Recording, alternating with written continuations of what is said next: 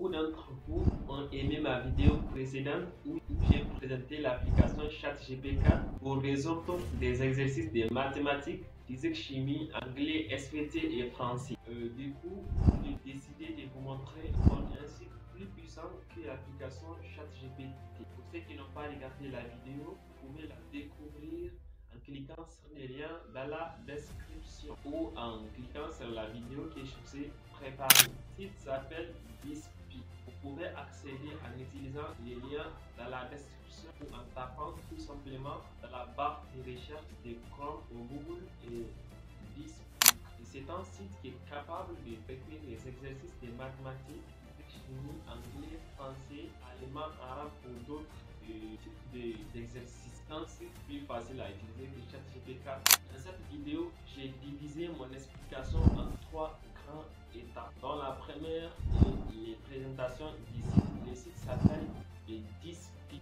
Vous pouvez y accéder en utilisant les liens dans la description ou en tapant dans la barre de recherche Bispi. C'est un site qui peut traiter des exercices de mathématiques, physique, chimie, anglais, SVT, français ou d'autres types d'exercices. Et c'est un site plus facile à utiliser que ChatGPT. Il vous traite vos exercices tout en vous expliquant tout et en répondant à toutes vos questions d'une manière claire et compréhensible. C'est totalement gratuit et illimité. Vous pouvez l'utiliser 4x sur 4x5 qui vous demande quelque chose. Mais pour ceux qui connaissent déjà ChatGPT, vous savez, dès que vous l'utilisez pendant longtemps, à un moment donné, ils vont vous dire que vous n'utilisez pas la version Pro, ils vont vous dire que vous avez atteint votre limite d'utilisation des modèles ChatGPT. Et ChatGPT, du coup, ils vont utiliser un autre modèle pour vous répondre. Et le modèle là est pire, il ne peut pas vous expliquer bien, il ne peut pas vous faire des écritures un peu plus compréhensibles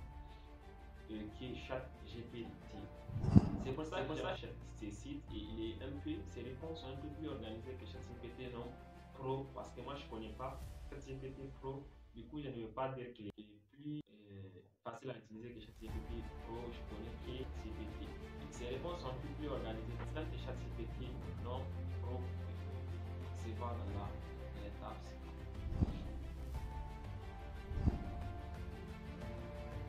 Pour y accéder au site, on va aller sur Chrome, ensuite ou sur Google, c'est la même chose, on tape DeepSeek.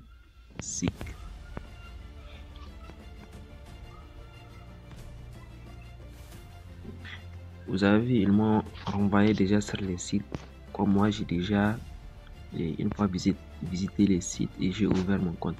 Mais dans votre cas, ils vont vous demander d'ouvrir un compte, mais vous pouvez l'utiliser sans avoir ouvrir un compte, mais c'est mieux d'ouvrir un compte pour sauvegarder toutes vos discussions.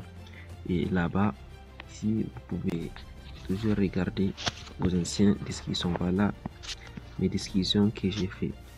Au niveau de la mathématique, je peux choisir un exercice que j'ai envoyé au site. Moi, j'utilise la version ordinateur. Pour les faire, vous tapez sur le 3.1 à droite. Ensuite, faire glisser ces options vers le bas et vous sélectionnez version ordinateur. Vous voyez, c'est un exercice. C'est une équation que j'ai envoyée. Z puissance 3 plus D plus DZ. Et voilà la question qu'elle m'a fait. J'ai même posé des questions, donner ça sous la forme exponentielle. Et ils ont fait ça. J'ai posé une autre question. Θ est égal à pi, car n'est pas le θ de Z puissance 3. Bon, ça c'est pas une question. Ils ont dit que j'ai raison et ils m'ont fait quelques explications. θ de Z doit être par identification. Ils m'ont expliqué encore. Et je peux toujours continuer à poser des questions. Il répond à toutes vos questions.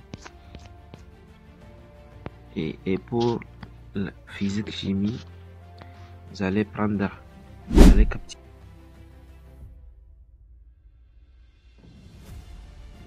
retirer la photo de votre exercice. Ensuite, vous téléchargez cette application Text Scanner, c'est disponible sur Play Store. Je vais vous montrer.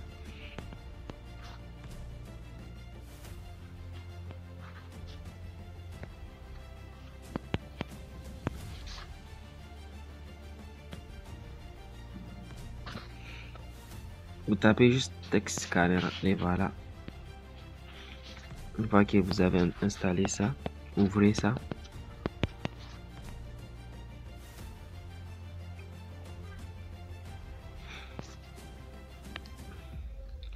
Ensuite, cliquez sur cette icône de caméra.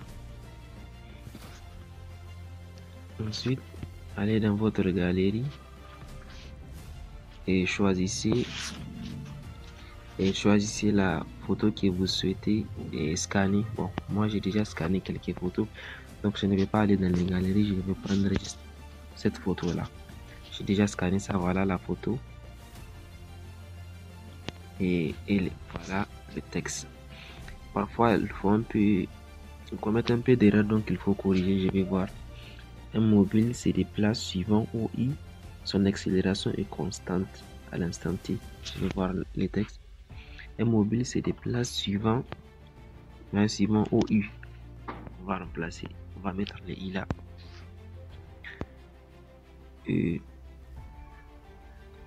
À l'instant T est égal à 10 secondes s'il se trouve au point M et il se trouve au point M d'abscisse ici 1 est égal à tant, on va voir. Moi je pense que c'est correct. Je copie. Pour copier, cliquez ici ou appuyez sur le texte pour le copier manuellement. Une fois que vous avez appuyé et coché tous les textes, cliquez sur copier pour le copier. Ou si vous voulez, vous pouvez scanner le texte avec Google en cliquant sur ces caméras.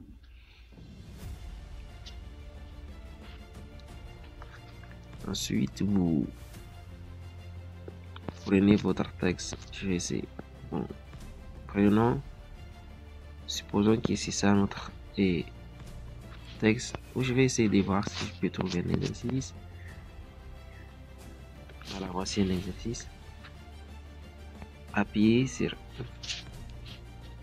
le texte. Une fois que vous venez ici et puis sélectionnez, ensuite copier.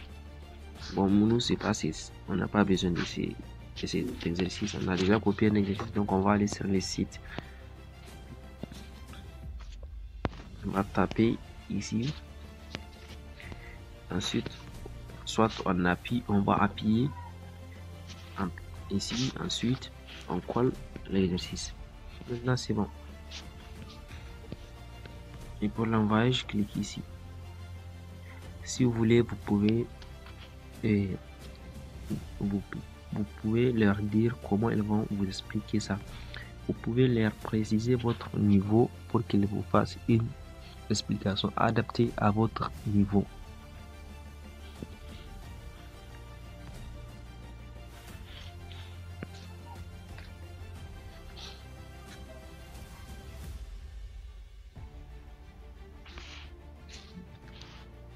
Voilà, ils sont en train de corriger l'exercice. Et pour l'anglais, moi ce que je fais, je vais leur dire, bon, donnez-moi un exercice. J'ai même pas besoin d'aller chercher un exercice ici, ils peuvent me donner un exercice que je veux sur les simple past.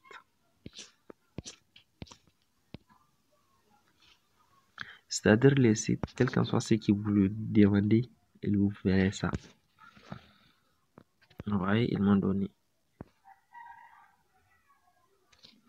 Voilà un exercice. Qu'est-ce qu'ils ont dit? Formation du simple past, verbe régulier. Pour les verbes réguliers, on ajoute. Bon, moi je veux un exercice. Le simple past est un temps utilisé pour décrire des actions ou des événements. Il est souvent accompagné. J'ai pas bien écrit les messages, dommage.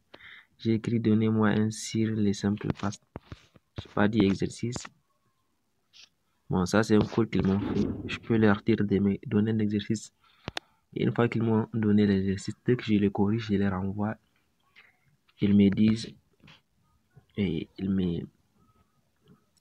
en fait, ils me corrigent ça et ils me disent là où j'ai fait erreur, voilà ce que je devrais faire. Voilà parfois, elles te donnent même des conseils pour que tu puisses maîtriser la chose. La vidéo est en train d'être très longue, c'est pour ça que je ne vais pas vous montrer avec comment le faire avec les autres matières. Vous avez juste, maintenant, je pense que vous avez l'idée, donc vous pouvez le faire vous-même. Si c'est un exercice de SVT, et il faut juste scanner l'exercice et l'envoyer au site.